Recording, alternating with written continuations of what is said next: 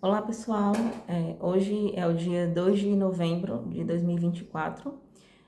O dia 2 de novembro é o dia que se comemora, né, o dia dos mortos, dia de finados, né? É um dia, para a maioria das pessoas, um dia bastante triste, mas também um dia de muita reflexão. Na verdade, as pessoas que morrem, as pessoas que a gente ama e que morrem, elas estão sempre no nosso coração, né? A gente está sempre lembrando delas. Mas talvez esse dia seja um dia para a gente refletir mais sobre, sobre a vida. E aí eu lembrei de uma frase, de uma citação do Freud, quando ele diz assim: se quiseres poder suportar a vida, fica pronto para aceitar a morte. Tem um texto dele que o texto é Reflexões sobre os tempos de guerra e de morte. E nesse texto, eu não lembro agora o ano da publicação, né? O ano que ele escreveu e o que ele publicou. Mas provavelmente deve ter sido em meados já no final da vida dele, né? Ou não sei se foi na Primeira Guerra Mundial ou se foi na Segunda, né? Já no final da vida dele, né? Depois eu vou colocar aqui no vídeo, passando, quando eu for editar. E ele fala que é uma paráfrase, na verdade, né? Não tá igual o que ele disse, que vou falar de memória, né? Ele diz assim que a vida é tão sábia que ela vai nos dando vários, diversos dissabores, tanto com relação a pessoas, entes que a gente vai perdendo, entes queridos, quanto com relação ao nosso próprio corpo. O envelhecimento e o processo de adoecimento que é inerente a todos os seres que são mortais.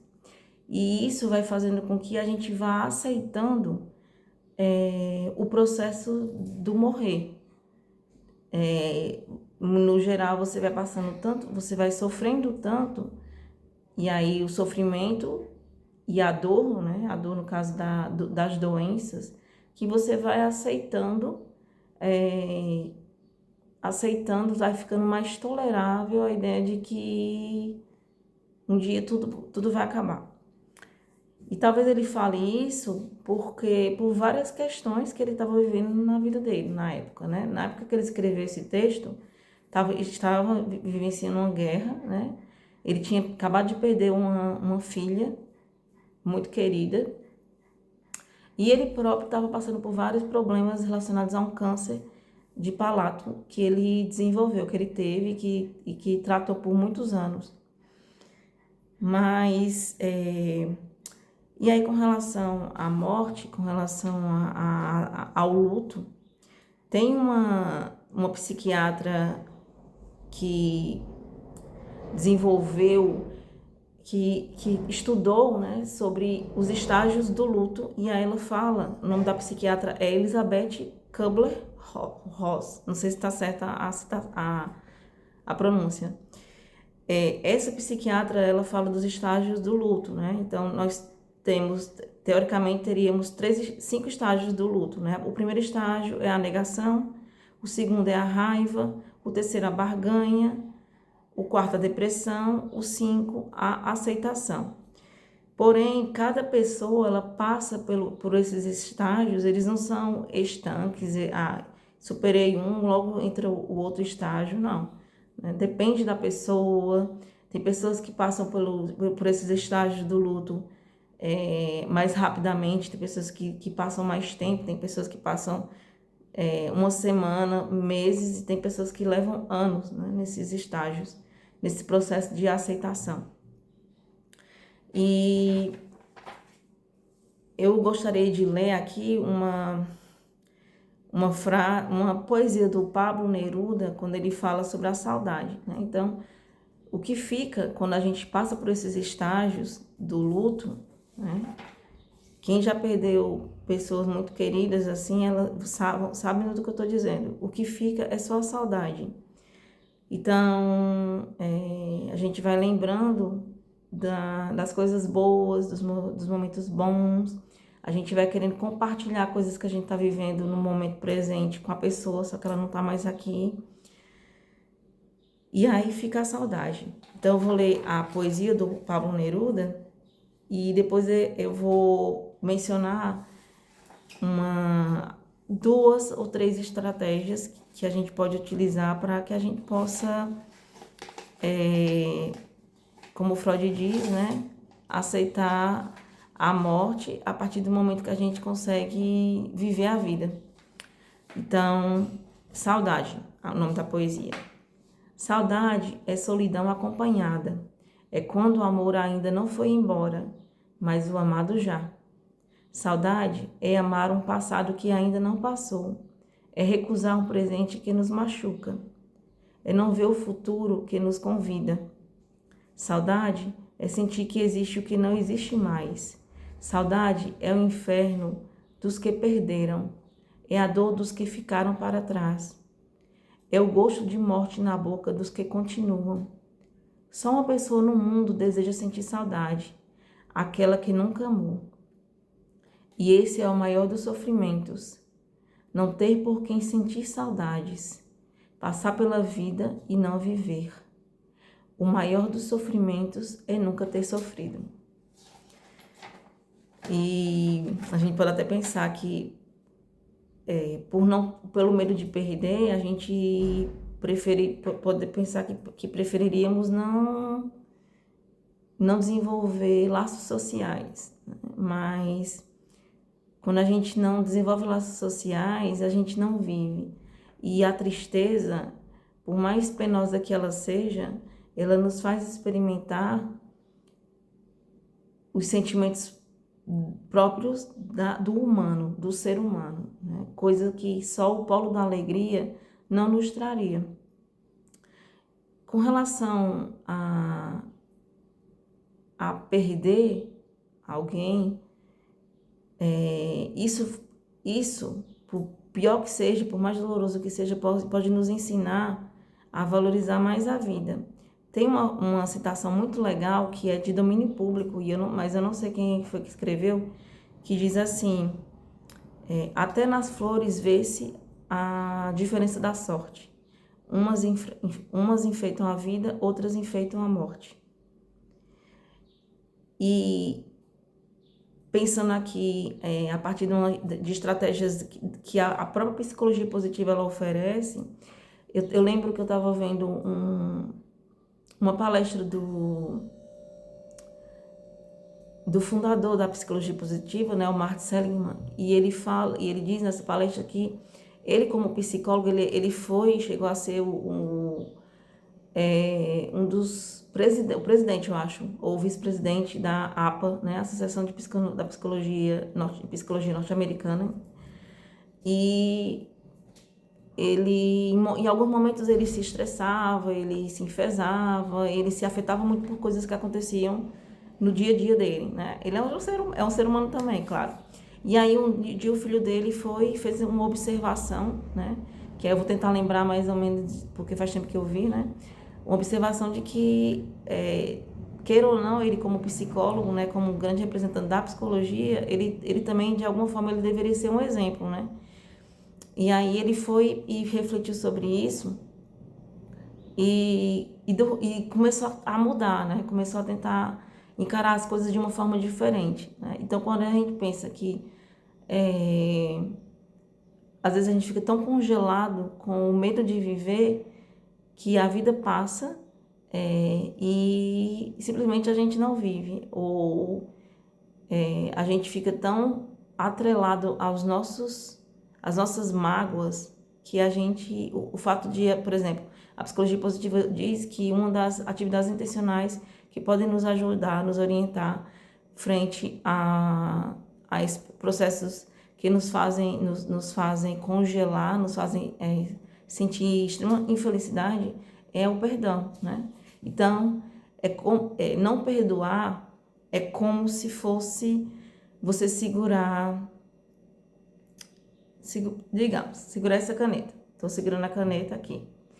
Eu seguro essa caneta nessa mesma posição por alguns minutos tá tudo certo. Aí eu solto a caneta. Porém, se eu segurar essa caneta nessa mesma posição por 20 anos, isso vai ficar muito pesado para mim. Vai ficar muito difícil. Logo a mão vai doer, eu vou ter que mudar a posição, eu vou ter que soltar a caneta. Então, a mágoa, ela é como se fosse esse segurar ou soltar a caneta. Quando a gente solta, quando a gente perdoa, quando a gente libera, na verdade, não é pela outra pessoa, muitas vezes, é por nós mesmos. Então, a mágoa é uma coisa que faz a gente sofrer e deixar de viver. E faz com que a gente use muita energia psíquica, energia essa que a gente poderia estar utilizando com outras coisas. Tem uma citaçãozinha bem legal da Cecília Meirelles, que ela diz assim: se você errou, peça desculpas. É difícil pedir perdão, mas quem disse que é fácil ser perdoado? Então, do mesmo jeito que a gente em algum momento vai magoar alguém, e que a gente precisa também pedir perdão, a gente também deve perdoar, né? É fácil, ninguém disse que era fácil, mas é possível. Com relação as pessoas que vão embora, que morrem, né? Tem outra citação do Pequeno Príncipe, eu acho, é do Pequeno Príncipe, que ele fala mais ou menos assim, né? Aqueles que se vão, não vão sós, não nos deixam sós.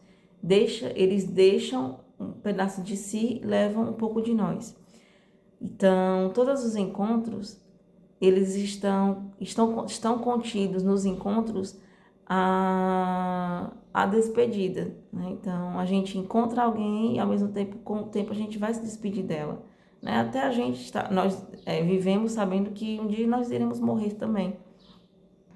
E a gente deve viver a nossa vida de tal maneira que ir encontrar as pessoas, e perdoar as pessoas, e viver com as pessoas, de modo a não sentir culpa. Claro que, como diz a psicanálise, né, a culpa é um afeto do neurótico, né? Então, nós temos uma tendência de sentir culpa, porém, quando a gente vai aprendendo que você não precisa esperar dizer para alguém que a ama. Se você ama alguém, diga para essa pessoa, né? Diga que você ama essa pessoa. Tem uma frase do Rubem Alves, ele tem uma citação que é atribuída a ele, mas eu não tenho certeza se é dele, mas é aquela que diz assim, ó: se você ama alguém, fale. Corações podem ser partidos por palavras que nunca foram ditas. Então, às vezes a gente fica esperando muito, às vezes a gente acha que as pessoas sabem quanto a gente gosta delas, e, pelo menos assim, uma estratégia que eu tenho utilizado na minha vida é sempre dizer para a pessoa o quanto ela é importante, né? Então, as pessoas que eu amo, elas vão sempre saber, elas sabem sempre, né, que eu as amo, do fundo do meu coração. E eu falo isso, eu faço elas perceberem isso, não só por palavras, mas por atos, né? Então, é uma estratégia para que você depois não se sinta tão culpado. Tem uma outra citação, só para a gente ir finalizando, que é do Rubem, essa eu tenho certeza que é do Rubem Alves, quando ele diz assim: é na escuta que o amor começa, e é na não escuta que ele termina. Então, o que eu quero dizer com isso é que, às vezes, as pessoas vão nos magoar, né? As pessoas que a gente ama. Às vezes a gente fica impaciente, às vezes a gente não consegue tolerar os erros das pessoas que a gente ama. Mas, por exemplo, existem muitos conflitos entre pais e filhos, né? Pessoas que vivem na mesma casa, isso é da natureza humana. Nós sabemos que onde existe muito amor, existe sempre uma sombra de ódio envolvida, né? Que a gente chama isso de ambivalência afetiva. Mas vai chegar um momento, por exemplo, né? Uma família onde existe muito conflito entre uma mãe e uma filha, por exemplo, né? Então, a filha não consegue entender a mãe não consegue entender a filha, e o ambiente está sempre muito tóxico, muito difícil, muito pesado. E alguém tem que ceder, né? Então, a gratidão nos ajuda a entender e a compreender e a saber e conseguir escutar o que não é dito, o que pode estar nas entrelinhas, né? Dos comportamentos das pessoas. Então, tem uma pessoa que eu perdi, uma pessoa que foi embora, né, através da morte, e que eu fico pensando, lembrando que até das chateações dessa pessoa, das chateações que eu falo assim, até de quando a gente discutia, de quando eu não conseguia entender a pessoa, da mágoa que eu tinha, até disso eu sinto falta, né? Então, vai chegar um momento, quando você perder a pessoa, quando você não mais a encontrar, que você vai sentir falta até daquelas brigas, daquelas confusõezinhas, né? Então, se você puder, tenha mais tolerância com pessoas, com seus entes queridos, né? Tolere, perdoe, assim como você precisa também ser perdoado, né? Para que a gente possa viver em sociedade, a gente tem que domar nossos instintos, né? E a gente tem que saber perdoar, tem que saber lidar com as pessoas, entender como elas são e não como elas realmente são e não como a gente gostaria que elas fossem. Entender que às vezes o amor que a pessoa tem para nos dar, talvez não seja o amor que a gente gostaria de receber, mas é o amor possível, né, e passível de ser dado por aquela pessoa naquele momento.